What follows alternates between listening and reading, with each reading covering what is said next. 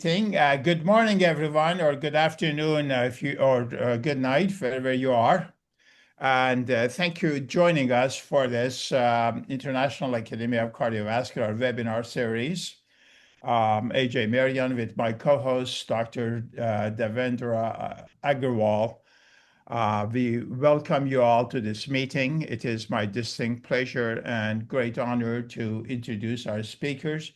Matthias has requested to introduce the beautiful physician scientist and the rising star, Nina Kumowski. And then after that, I introduce Matthias. Matthias, would you tell us about this rising star in cardiovascular sciences?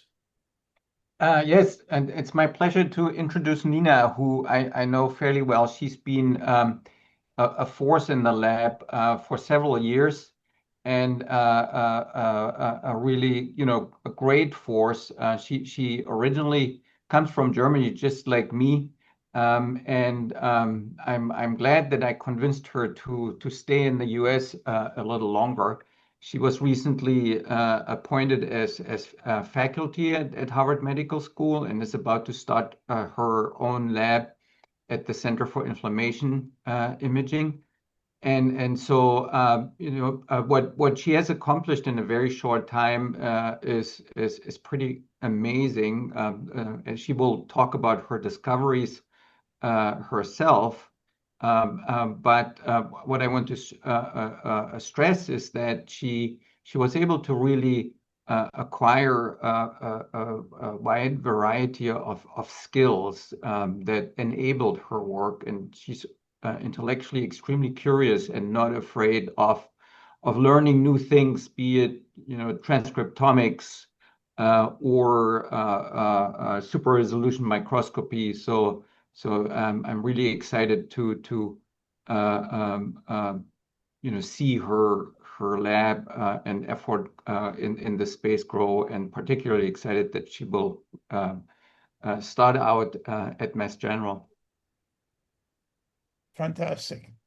So, of course, a great, brilliant young scientist also requires a superlative mentor to excel. And she's done amazingly well with her publication of first author manuscript in Science on this immune system making holes in the conduction system and causing arrhythmias, which will be the topic of her presentation. With that, about a few words about mentor, Matthias Nahrendorf, well known to this audience, an eminent physician scientist and founding, forgive me, you're not that old, the founding father of cardiac immunology, really since his beginning. He has done groundbreaking discoveries in cardiac immunology. He is an MD, physician scientist, his MD from Heidelberg. And that was followed by doing medical training at Warsburg, and did two interesting, crazy fellowship. One is biophysics, which is quite fascinating, and the second in molecular imaging. The first one at Warsburg, the second one at Harvard System, Massachusetts, MGH. He was appointed as faculty in 2006 and soon became full professor. He's currently endowed chair and full professor in radiology and director of Center for Inflammation Imaging at MGH and Harvard Medical School. He was most recently appointed as editor-in-chief of JACC BTS. He is in terms of his research, he is well known in the role of his contribution for the role of immune cells in cardiovascular diseases. It could be categorized into perhaps three branches. His research, one is of course role of immune cells, which includes his seminal contribution showing the dynamic nature between macrophages and monocytes in early stage and late stage of myocardial healing after myocardial infarction. I remember vividly his Nature Medicine paper, which described it as the local macrophages that proliferate and by doing so produce autocrine and paracrine factor that promotes atherosclerosis in the adjacent vessel in post-MI situation. And also he is known for his discovery of a reservoir of monocytes in spleen.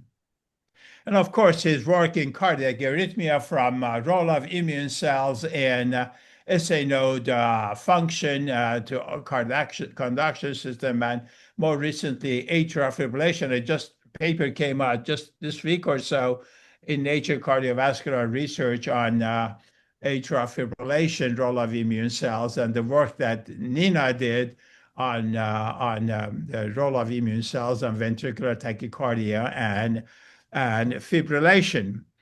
The second aspect of Matthias' work is molecular imaging, which is fascinating how you can tag these immune cells and image them by some of the modern imaging tools. And the third part of it is RNA therapeutics targeting specific immune molecules that are involved in pathogenesis of cardiovascular disease. So Matthias has been exceedingly successful. He has published his seminal discoveries in Cell, Nature, Science. He has over 360 publications per Clarivate, and he has 56 publications alone in circulation. His publications have received over 40,000 citations. An interesting aspect of his publication, they are highly impactful publications because in average, they receive about 111 citations per publication. Matthias has received a number of awards for his contributions, including the Outstanding Investigator Award from NHLBI, as well as Javits Neuroscience Investigator Award from NINDS, and several others. He has served in leadership position, both nationally and internationally, as well as at his local institution. He has served on NHLBI Board of External Experts. He's been inducted to ASCII Society over 2 decades ago and received, was the chair of the Gordon Conference in atherosclerosis. With that, let me introduce our panelists. Our panelist, Corey Levine, is professor of medicine, endowed chair in medicine, developmental biology, pathology, and immunology. He is also director of Center for Cardiovascular Research at WashU.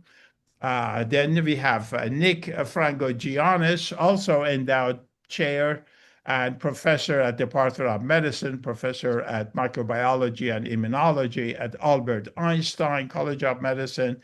And finally, Sumant Prabhu, who is also endowed distinguished professor, Levine, distinguished professor of cardiovascular disease, chief of cardiology and cardiologist in chief, and professor of pathology and immunology at WashU.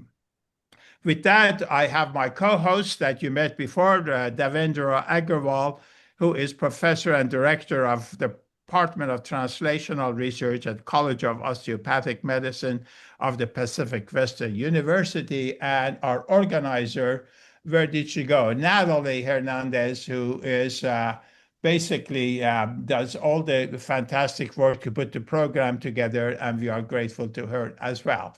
With that, Nina and Matthias, the screen is yours. I will turn off my share screen, and it is all yours now. Thank you. Thank you so much for this introduction, AJ. You know more about me than I do myself. It's Sherlock Holmes, sir. Yeah, I wanted to relate to one aspect you mentioned, and that's that I took on Jack BTS, big shoes to step into, and with your permission, I want to just mention a few thoughts. The main motivation to take over from Doug Mann, the founding editor, was that this is an opportunity to really serve the community. AJ outlined that I've suffered through publishing more than 300 papers, which probably means I've received more than 1,000 rejections. And so I took this job because I thought, the pain that I had is unnecessary, and I want to make it a bit easier. And I'm glad to have two editors on the call today, Corey and Nick, that help with this. And so our main goal is to make publishing fair, friendly, and fast. And the current turnaround, the mean decision time at JAC BTS is 10 days. I want you to consider the journal for all your work. We're opening the scope widely. Previously, it was focused on translational work, and now we motivate and ask you to submit your basic science work. There's really no limit in terms of scope. If you're unsure, it's probably within the scope. And feel free to just give me a shout in case you're in doubt. I want to highlight that we just published a call on a very relevant theme for today, and that's cardioimmunology. I would welcome your submissions in that area. There's no particular deadline attached to it, so don't rush it if you're still working on it. This call will stay live.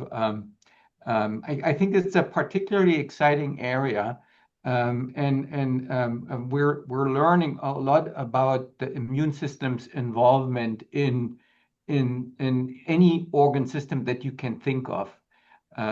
Think of an organ system. Immune cells are there, even in steady state, and they will change in number and phenotype in pathologies. I think that in the cardiovascular realm, we're a bit behind other organ systems. I think that the folks that work on neural inflammation are ahead, so we can learn from them. In fact, the description of resident macrophages was probably spearheaded by describing the life cycle of microglia, which are the resident macrophages in the brain. But every week we learn something new about immune cells, what they do, what they contribute to, and it's an exciting time that enables these discoveries through methods such as imaging and transcriptomics. In the heart, I think we're just scratching on the surface, but we already know that immune cells are very frequent in the heart. It's the fourth largest resident population even in the healthy heart, and the most numerous cells are macrophages. They support all sorts of steady state functions, especially development, cardiomyocyte metabolism, and to some degree also normal conduction.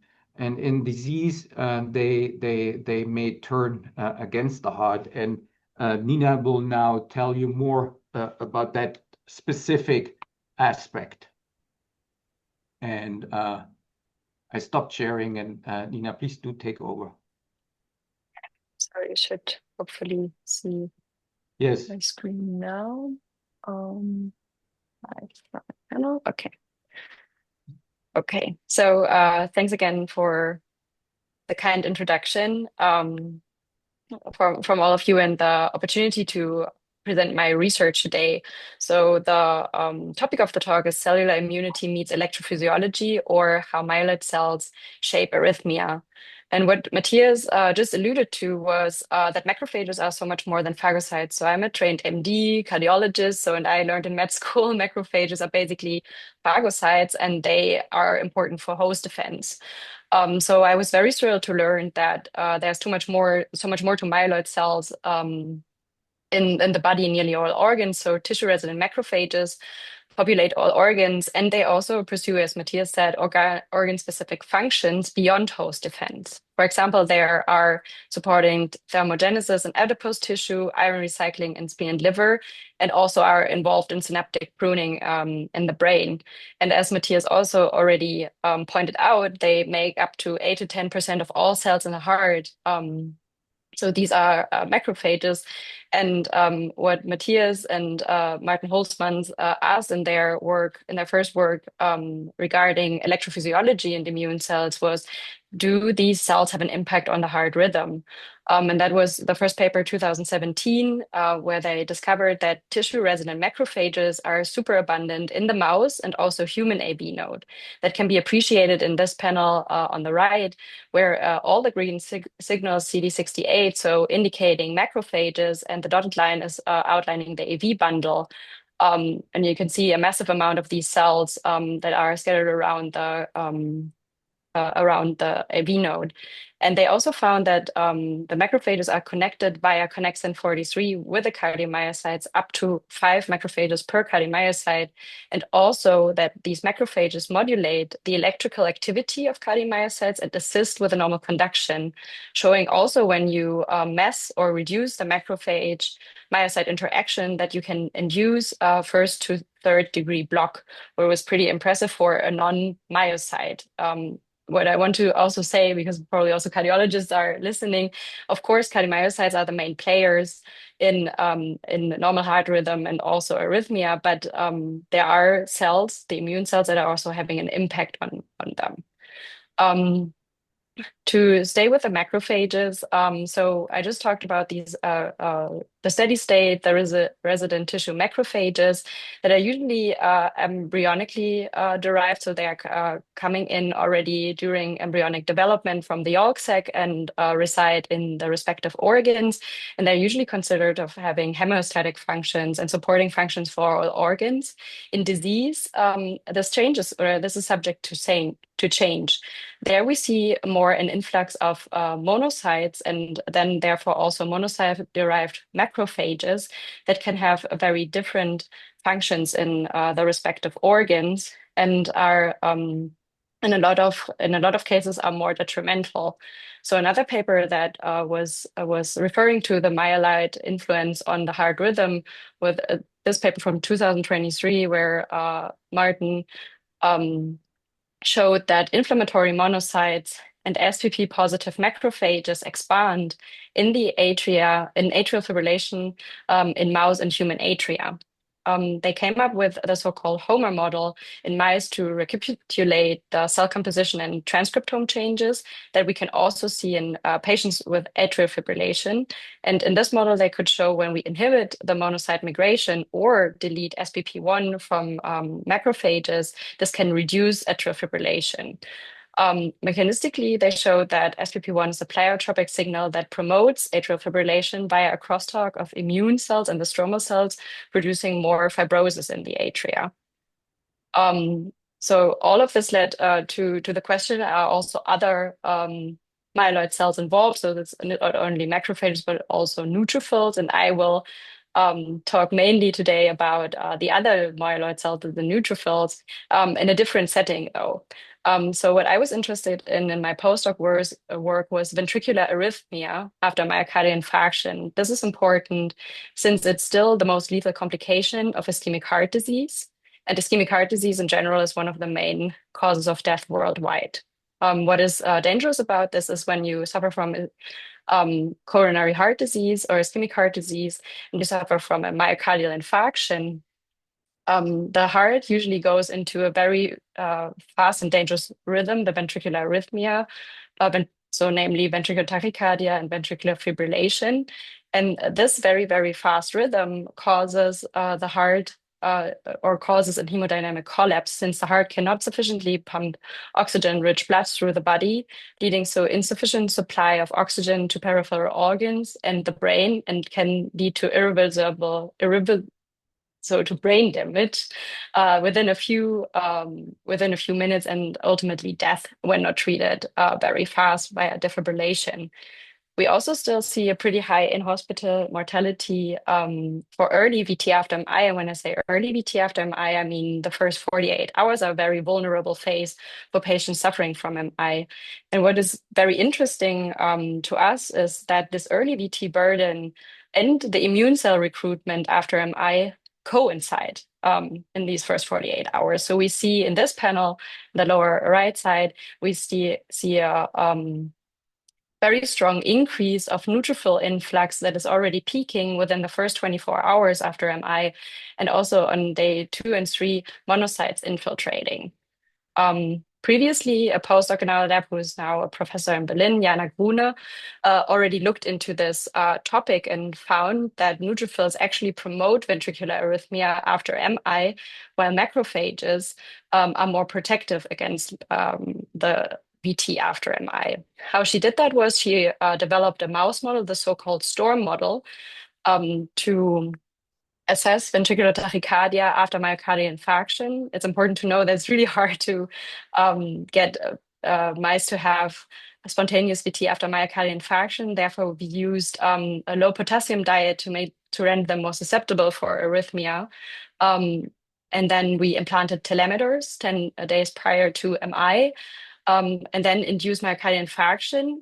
And then so after surgery, we let the mice wake up. They go onto a receiver, and we can actually trace these EKG recordings that look pretty similar to a human EKG, and can also appreciate these VT episodes. What she did for one of her experiments was to look in wild-type mice that either got an isotype injection or an anti-Ly6G injection that would deplete almost all of the neutrophils. And what happened was, when you get rid of all your neutrophils, is that you get a dramatic drop in VT burden, in VFib burden. That was really interesting to us. And she also looked into clinical data from 2 huge patient cohorts, one the Oxford cohort, and the other one, the Mass General Brigham cohort. And she found that higher circulating neutrophil counts were associated with an increased risk for early VT or VFib, and also that a higher neutrophil count was associated with a 4-fold risk of cardiac arrest or death within the next 30 days. So this motivated my postdoc work to look into how neutrophils would convey this effect.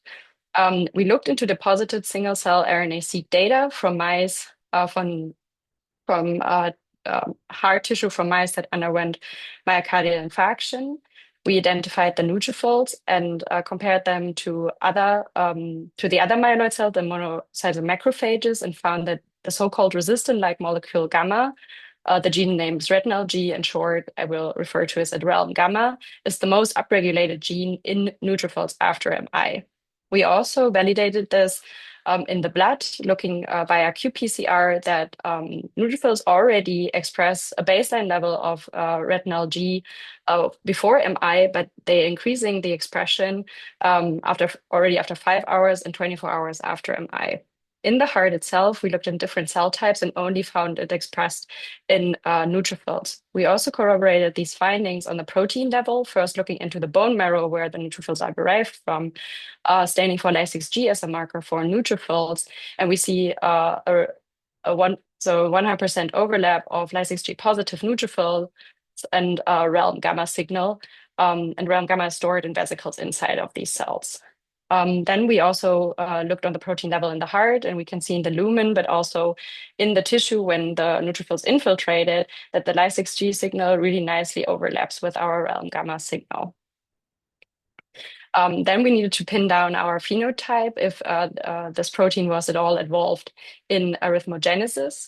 And to test that, we at this time we only had global retinal G knockout mice. To make it a little bit more specific, we irradiated mice and would transplant the bone marrow either of wild-type mice, so retinal G containing bone marrow, or the bone marrow of retinal G knockout mice, so that all bone marrow-derived cells, so including the neutrophils, would express or would not express retinal G in these mice. We put them on this STORM model to assess the spontaneous arrhythmia after MI, and would collect the same tracings as Jana did in her work. And what you can appreciate in panel C bis E is that when the mice did not have retinal G in their bone marrow-derived neutrophils, we got a drop in total VT burden. So this resulted in a 12-fold reduction of arrhythmia burden. What can also be appreciated in this heat map in this panel, where we would see normally in mice, we see a peak after 5 hours and 16 hours in VT burden. And when the mice lacked retinal G, so the neutrophils didn't have that protein, we saw that this was the VT burden was reduced at all time points. We later on corroborated this finding in a more refined model with a neutrophil-specific knockout of the retinal G gene when it was compared, so of a Ly6G Cree retinal G flox mouse, and could find the same thing, so that the total VT burden was significantly reduced when neutrophils didn't have that protein. We also tested that in patch clamp. So we incubated isolated mouse cardiomyocytes with RAM gamma and could show that they had more delayed after depolarization. So this was a very interesting electrophysiological phenotype to us. So we wanted to track down how this works. Another thing that we were interested in is if this has any translational value. So there is also a human protein called resistin that seems to be the biological homologue of the mouse realm gamma. And it's also expressed in or upregulated in the ischemic zone of human myocardial tissue, where it was the same finding in spatial transcriptomics that we obtained from mouse tissue. It's important to note that all realms, so there's resistin like molecule alpha, beta, gamma, and the human resistin, they all share high structural similarities with each other, how you can appreciate in this protein prediction or protein structure prediction. But what they also do, they share high structural similarities with other antimicrobial peptides that actually inflict membrane damage. So how this group of proteins usually does that is it binds membranes via an electrostatic interaction of their positively charged beta sheet. And this binds to negatively charged phospholipids, usually on the membrane of a bacteria in an acidic environment, for example, site of infection in skin, so usually having a pH around 5. After this binding, the protein can insert itself into the membrane and leading to damage by an hydrophobic interaction of its alpha helix, because it can insert this into the hydrophobic core of the membrane.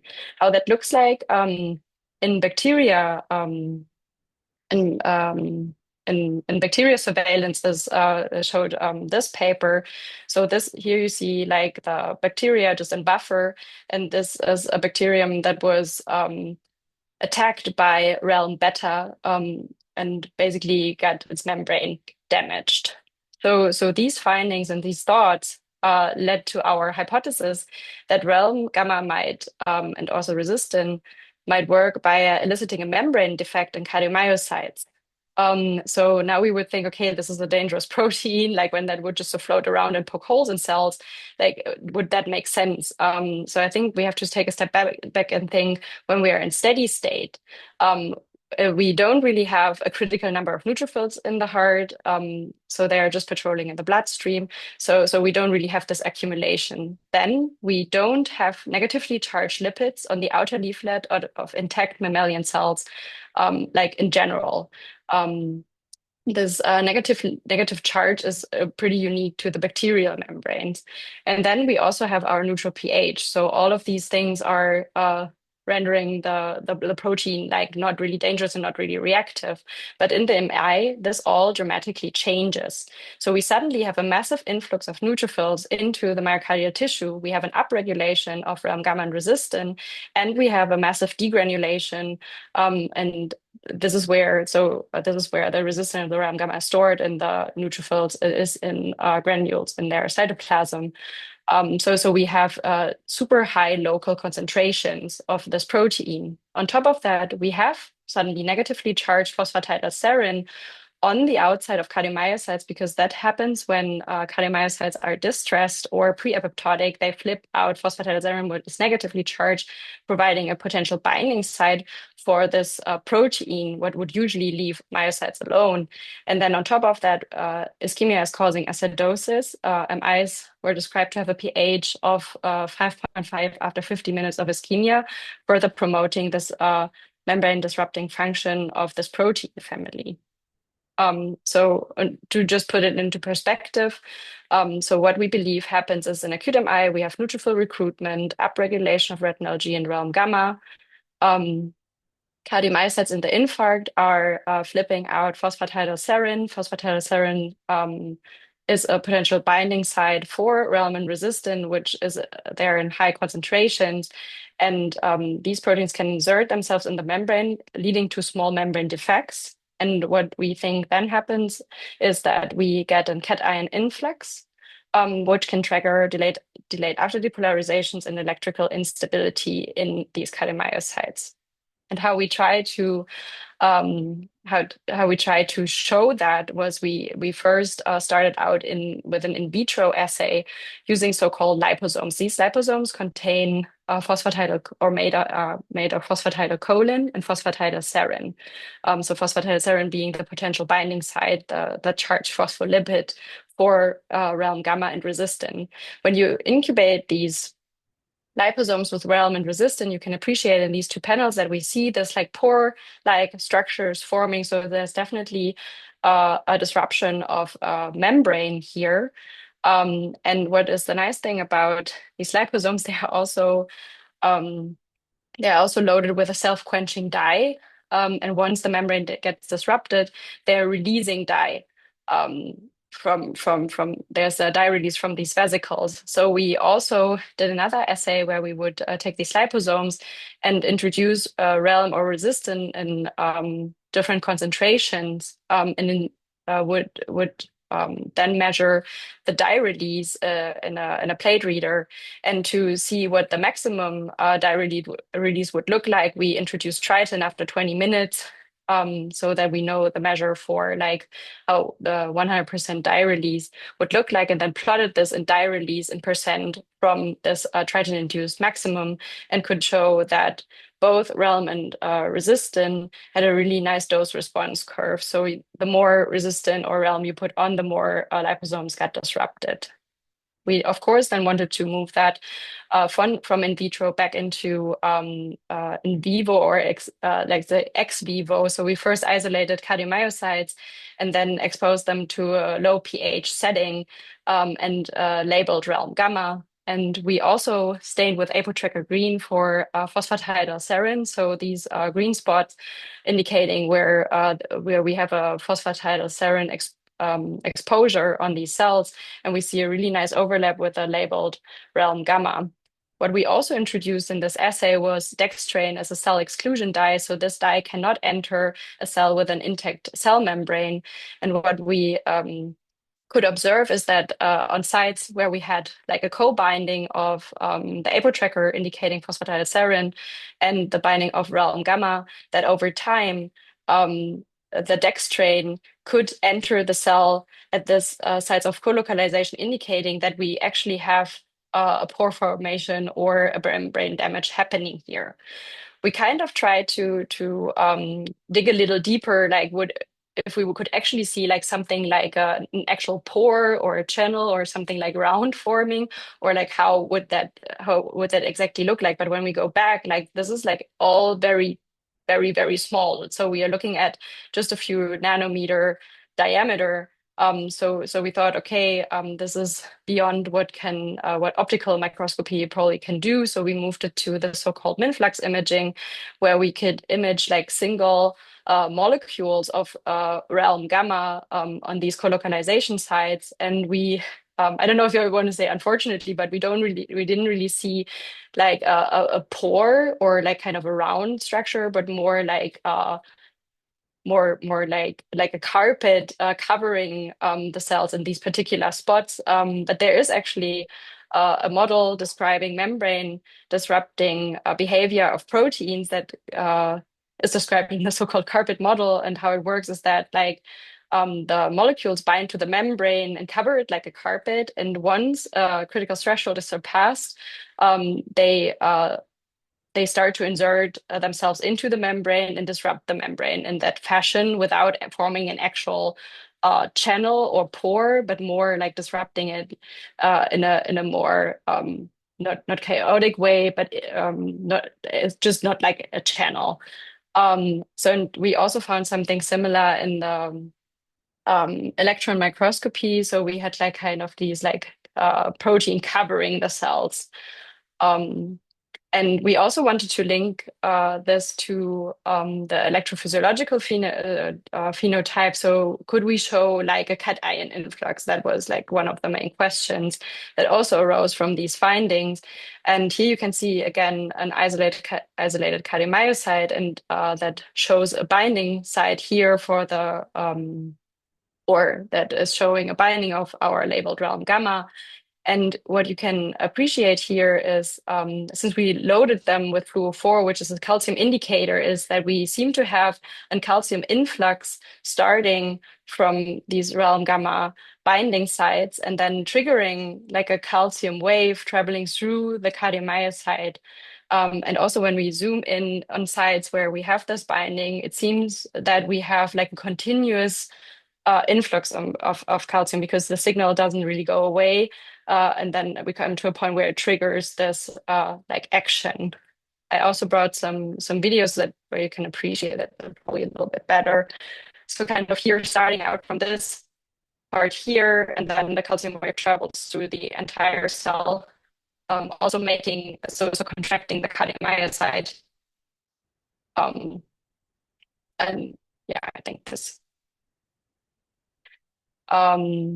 So this is what we got on the end, where we think, okay, so far we saw some evidence that the molecule actually makes these small membrane defects. We get a cation influx, and we see a triggered activity and electrical instability of these cells. And ultimately, what we also saw in our imaging was that these cells would ultimately die. So what we further hypothesized was that this protein is also leading to like kind of a increasing membrane disruption and ultimately to cell death, because the cell cannot like mend itself. And also cell death itself by altered conduction and re-entry mechanisms can promote ventricular arrhythmia. So what we did was like trying a low pH assay on different cell lines, so H9C2 cells, but also human XP cells. And how this worked was that we would basically object these cells to a low pH, pH 5, plus the resistant or realm gamma, and then would run flow cytometry where we would stain them for propylium iodide and apotracker green. So apotracker indicating that they have phosphatidylserine on their on their outer membrane, and propylium iodide actually indicates that the cells get positive when the cell membrane gets disrupted. And what you can appreciate in both of these flow plots is that we have in the group that was treated with realm less live cells and more cells that have a disrupted cell membrane. And that was also true for the human protein resistant. We also tried that in primary isolated cardiomyocytes, where we used a different probe. So the cell tox would also render cells positive that are having an impaired cell membrane, and finding the same findings. And we also took that back in vivo, looking into infarcted tissue from retinal G competent and retinal G knockout bone marrow transplanted mice, and could show that we have less tunnel positive cells in the infarcted tissue when these mice lacked retinal G. We were then also interested in if this is like unique to the heart or infarct in the heart, or if we can see that in other ischemic injuries like stroke. And we also found a deposited data set where we could look at recruited neutrophils in the brain, and could show that they are also upregulating retinal G. We also recapitulated this with retinal G wild type, so wild type mice and retinal G knockout mice. We induced a stroke with MCAO for 1 hour, so this is an ischemia reperfusion injury of the brain, and saw upregulation of retinal G in the blood. And interestingly, also saw like a reduction in infarct size in our knockout model, where we thought that was also very interesting. We also tried the cell assay in neuronal cells, what I outlined in the previous slide, and could again see that with the addition of realm gamma, we get a higher amount of cells with disrupted cell membranes and a reduced number of live cells.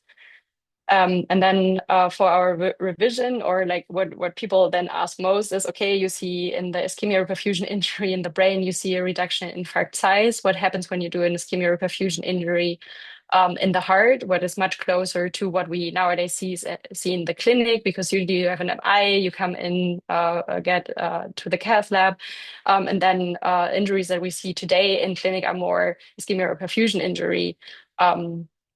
Cases. So we put our retinal G wild type and retinal G knockout mice on our store model again. This time we didn't do a myocardial infarction with a permanent ligation, but with an ischemia reperfusion injury for an hour and then record our 24-hour EKG recordings. And we saw the same effect. So we also get a reduced VT burden as we did for the permanent ligation. But here, interestingly, we see a reduced infarct size while having the same area at risk. So saying that we see the same effect as in the stroke also for the heart. And we could also corroborate this with like looking into the infarcted tissue and staining for tunnel, and also seeing a reduced amount of tunnel positive cells for this assay. This all culminated in this publication that we were happy to publish in September. And before I'm taking questions, I want to thank, of course, the entire Nahrendorf lab and all our collaborators who made this possible. So thanks so much for your attention. I'm happy to take questions. Thank you, Nina, for your fabulous presentation. And Matthias, would you like to say something, or should we start the question and answer series? I don't have anything to add. No. All right, very good. So we know where the science comes from then, if you don't have much to say, sir. All right, so Nina, yeah, I'll ask, I'm sure everybody has a bunch of questions, but I'm going to start the first one. You're telling us this molecule, which I couldn't find the analog in human heart, and I'm sure it is one somewhere. It is binds to membrane and pokes holes in the myocyte membrane. But myocyte membrane is not a specific membrane to myocyte. This phosphatidylserine in every cell type has this largely the same membrane. So it certainly cannot be specific to myocyte. So it probably does the same thing in a lot of other cells. And if so, first to begin, how does this molecule bind to this phosphatidylserine and dissociate this phosphatidylserine bonds from each other? There's no typically these phosphatidylserines are attached together like this. How does this molecule separates them?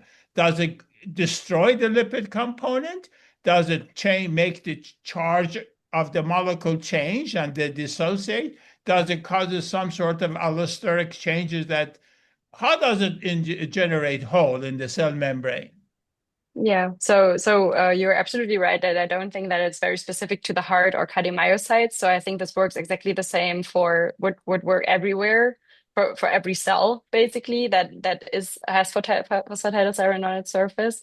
And I think how I don't know the physical I would say in-depth explanation for your question. I think how I learned it would do like this binding, it stays there, but then the second part of this protein, these alpha helix that is hydrophobic too, like the core of the membrane, can go into the membrane, and then after you have enough of these proteins, it just suppresses this like concentration, and then it disrupts it. So it's like not forming a tunnel or anything. It's really like profusely like going in there, and but I cannot tell like what exactly the mechanism is there. So it's described for other antimicrobial peptides too, that it works that way, but I'm not sure about the underlying besides calcium, what other ion channels are any of the ion channels that are the cell membrane are affected?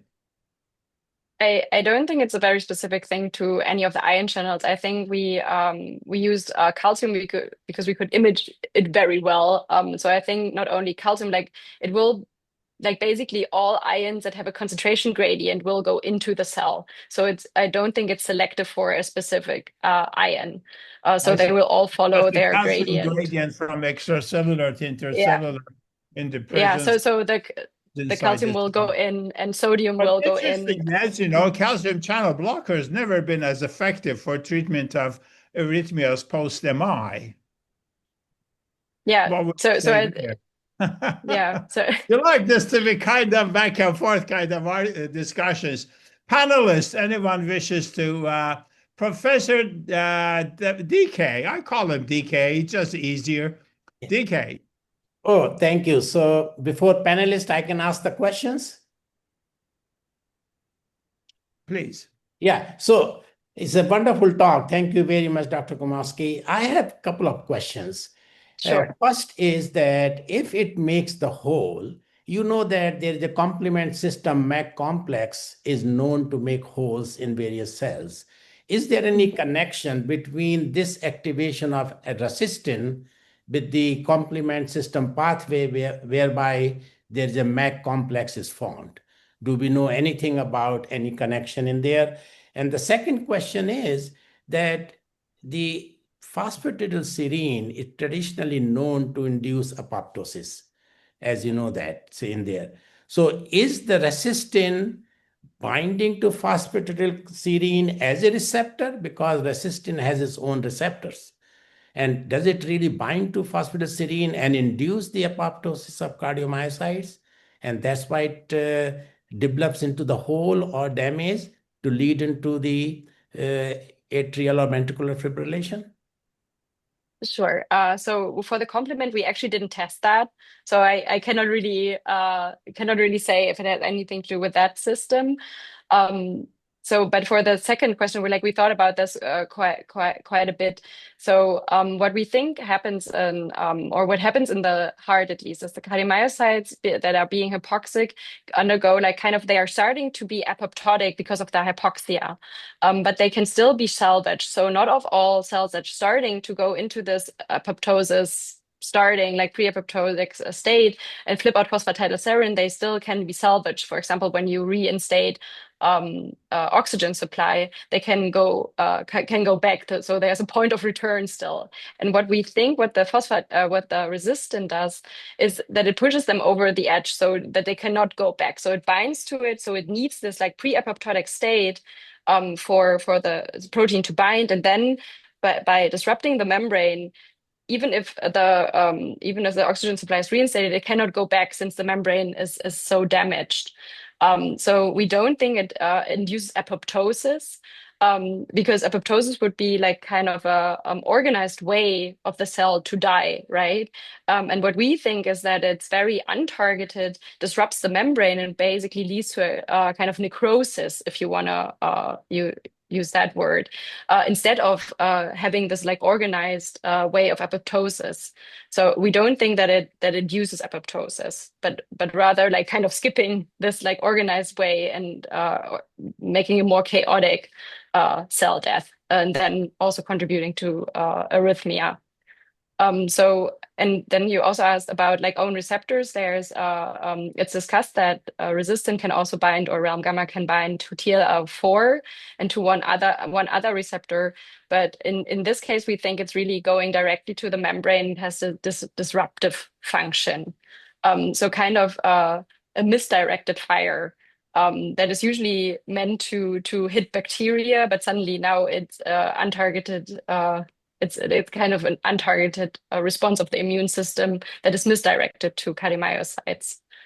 Yeah, I question. know that moderators have raised their hands, but very quickly, if we are looking for a target site to prevent this effect, what will be the target site you will develop from the translational point of view? How do you block the effect of resistance? Yeah, so we would have to block a resistin itself. So I don't think that we would block like the phosphatidylserine or anything it binds to, but we would have to block the binding of the resistin to the phosphatidylserine, or the alpha, like the part with the alpha helix, that it cannot insert itself into the membrane. So you would have to target it with an antibody, a small molecule that goes directly to the resistin and blocks it functionally. Okay, thank you. Very good. Corey Levine from WashU. Yeah, this is a fantastic talk, and it's great to hear more understanding the mechanistic basis of peri-MIVT that we know so little about. One of the questions I had in listening to your work is how long do these resistant spots or carpets stay on cardiomyocytes, and are there any intrinsic or extrinsic repair mechanisms that could help resolve them? Yeah, so I think when it's bound to a cell, it might stay there for a while. And what you're referring to, like we also tested for cell membrane repair and could see that we have a localization of MG53, what is a membrane repair protein, to the sites of where realm gamma is binding. So we got a hint that the cell tries to counteract this action, like when something tries to poke a hole into a cell, we see that the cell tries to fix that, like because in calcium influx will always trigger a cell membrane repair mechanism. And I think that that cells can withstand this attack for quite a while, trying to repair itself. But at some point, it's just too overwhelming, and then we get these influxes, and then also ultimately the cell death. But I'm not sure if so. I don't think that this clears the protein from the cell membrane surface. So I cannot definitely say what happens when the cell recovers. That's probably something to look for.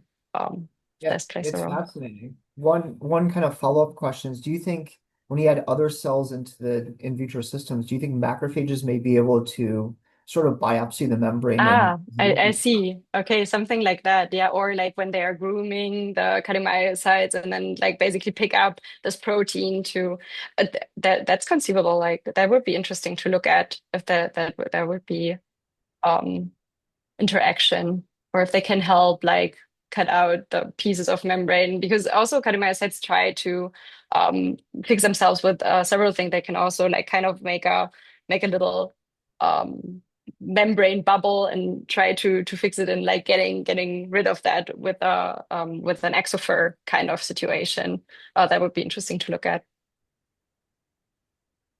Nick Franco Giannis from Albert Einstein, professor.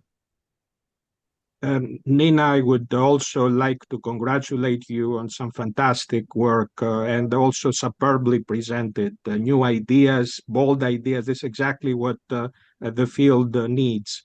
What I like is often to look back at the previous, sometimes forgotten work, forgotten papers from decades back, that may give us some lessons and perhaps raise some concerns about how this will be translatable. The cell biology is amazing here, and that's a fantastic contribution by itself. The question is whether this is a targetable process.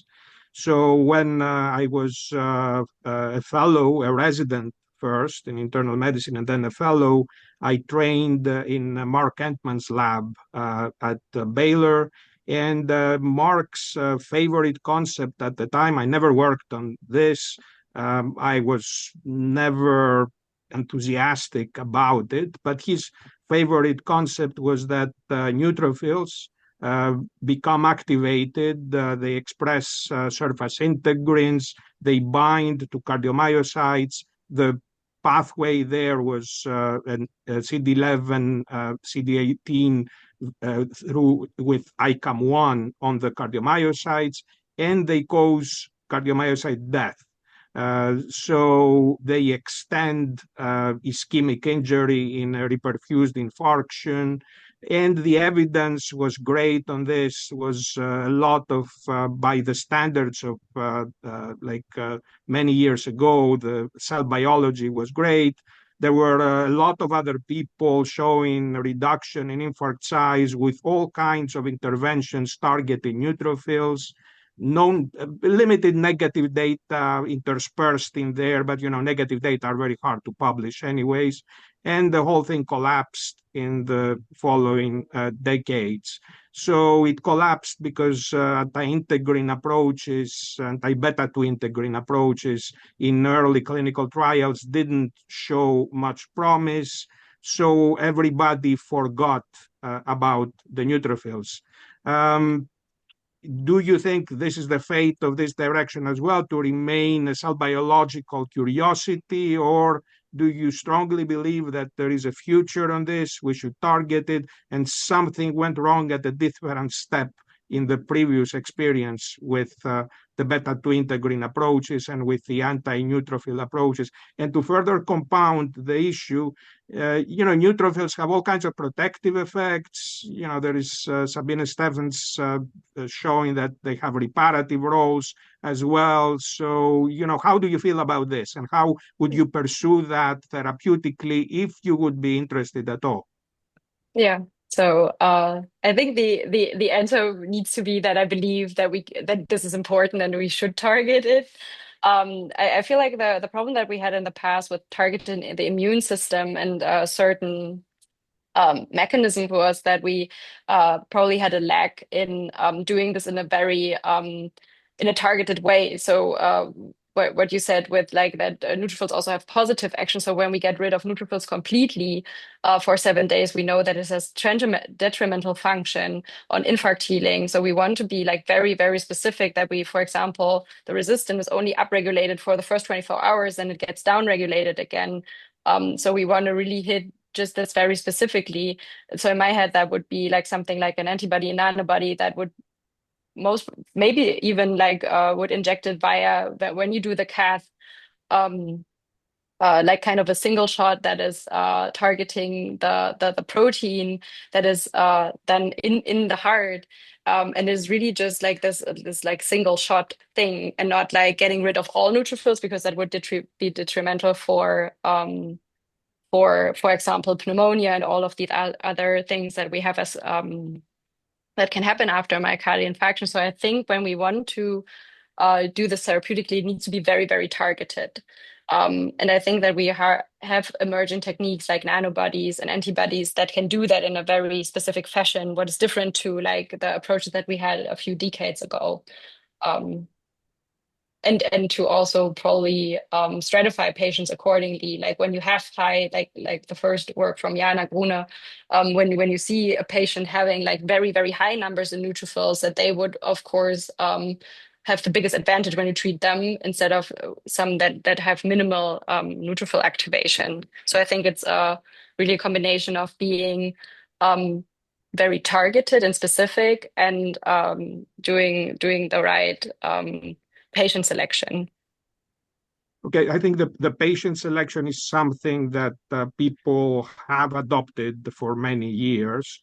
The specificity here, that's probably the approach to pursue.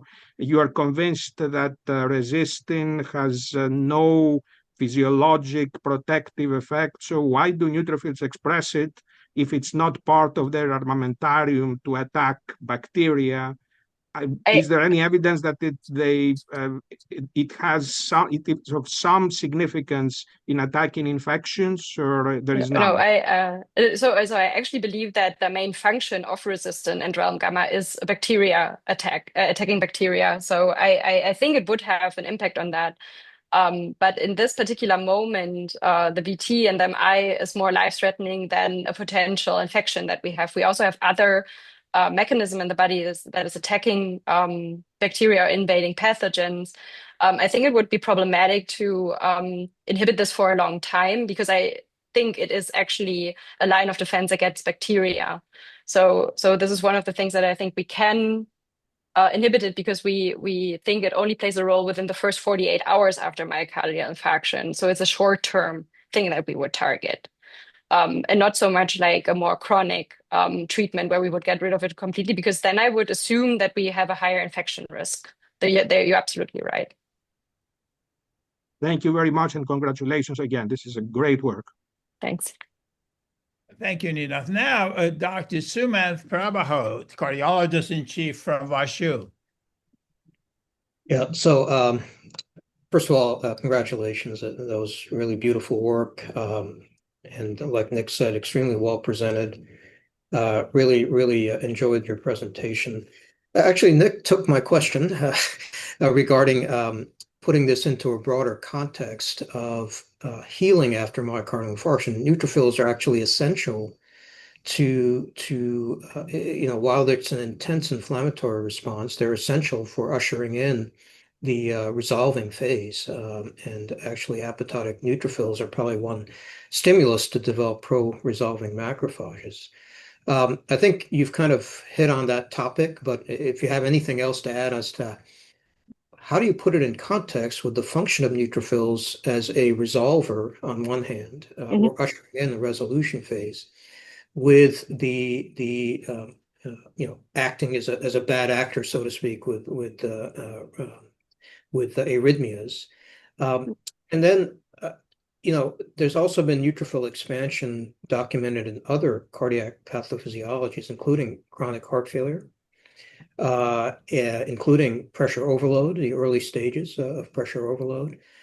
Is the ischemic component of this model necessary for this effect, or do you foresee neutrophils impacting arrhythmogenesis in these conditions as well, even though there's not an acute ischemia reperfusion or reperfusion injury occurring in that? And then I don't know how much time we have, but we've recently shown that another resistant family molecule, retinol A, realm A, which is also called FISI1, is very important in the profibrotic response in chronic heart failure.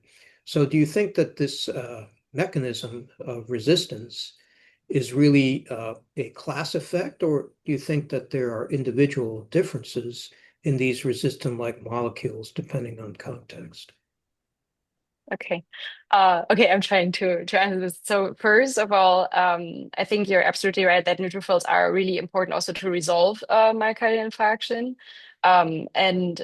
For example, they also have phagocytotic function and so on. This is, I think, why it's important to be very targeted. What I mentioned before is that resistant or realm gamma in mice is known to be upregulated first day after infarct, and then it gets actually downregulated. So I have the suspicion that this is not so much involved in this resolution phase. And the idea would be the neutrophils are still going into the heart. We wouldn't target the neutrophils, like not completely getting rid of them. So meaning they still go into the heart. We would just try to neutralize resistin that gets secreted, but all the other things that get secreted by the neutrophils and probably also their beneficial factors would not be impacted by targeting this in particular. So kind of hoping that we are not messing with the resolution of the infarct. But this is, of course, something that would need to be tested. Like what happens when you get rid of retinol G? Like how does the infarct look like after 7 days? So that's a really, really interesting follow-up question with other therapeutical implications. And then the second question was with more chronic ischemia and if resistance would play a role there too. I think like for the concept how I see this protein, it needs like really a high local concentration plus the acidic environment. So I feel like that probably has the strongest impact in this acute ischemia. I cannot completely exclude that it probably has also something to do with this more chronic stages where we have neutrophil influx, but I'm not sure if like the amount of activation of neutrophils and the amount of protein and also the susceptibility of cells. So are there enough like binding sites? Are there enough apoptotic cardiomyocytes in these stages? I'm not sure if this plays a crucial role there. And then the third question with the other family members, I think it's described that they also can have quite distinct features. I feel like the retinal A, I think I also read a paper that they were seeing that on the skin, and there it also had antimicrobial function. But of course, in like kind of a more chronic setting, I would also say maybe it has different implications depending on where it's secreted, to which extent, to which moment. As I also outlined that realm gamma is also described to bind to TLR4, for example. So it might have other function in other context where it's not like where not its first function is to lyse membranes. Thank you. I- That was Thank you. congratulations. Thank you, Nina. We have two questions for you from audience. Okay. First one from Dr. Robert Wise. I wonder if this is distinguished gentleman from Johns Hopkins or another distinguished gentleman. The question is, a number of interventions designed to blunt post-ischemic inflammation results in poor scar formation and myocardial rupture. Do you see this, say, 1 or 2 weeks post-ischemia? This is a really good question, and kind of also fits into the questions that we had. So the answer is we don't know yet.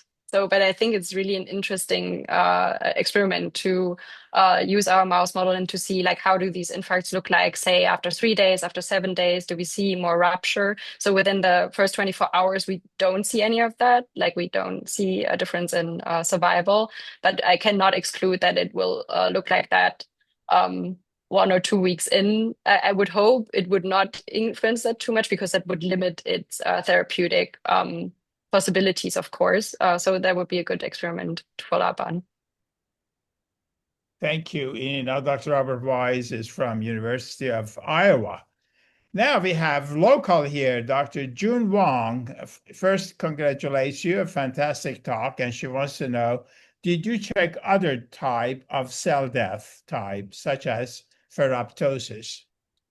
Yeah, so I don't think that we did ferroptosis in particular. We did, I think, apoptosis. Then we did different types of cell death for sure, and did some Western blotting to try to follow up if this is. I think this is also going into the direction of, is it inducing apoptosis? We don't really think that it has an impact on these more organized forms of cell death, since it's like a pretty fast thing that happens too. So this protein binds within seconds and minutes to the cells and starts to form these membrane damages. I think it's more a disorganized form. So we couldn't find any evidence for a specific cell, organized cell death or apoptosis type when we followed up on that. Thank you, Nina. Thank you, Matthias. Thank you both very much. And congratulations to you for your fantastic discoveries. Brilliantly presented. Thanks. Matthias is very proud to have you as a faculty on his team. Truly, we're grateful to you. I'm grateful to Matthias. DK, do you have any concluding comments? No, indeed, I would like to sincerely thank both speakers, Dr. Nahrendorf and Dr. Kumowski, for the wonderful speech, and also for all moderators. On behalf of the IACS, sincerely thank you for your generosity, but also invite you to become the member, an active member of IACS. Under the leadership of Dr. A.J. Marian and Dr. Buddhadev Dawn, our academy is going to proliferate more. So if you don't mind, I will send you more information about the academy in the next couple of weeks or so. Once I return from India, I'm right now in India. And when I return, then I'll send you off the information about the academy. And thank you very much. But I have a very quick question, Nina, if you don't mind. Do you expect a similar phenomenon in relation to the postoperative atrial fibrillation? To what? Post-op? POAF, yeah, postoperative atrial fibrillation. So I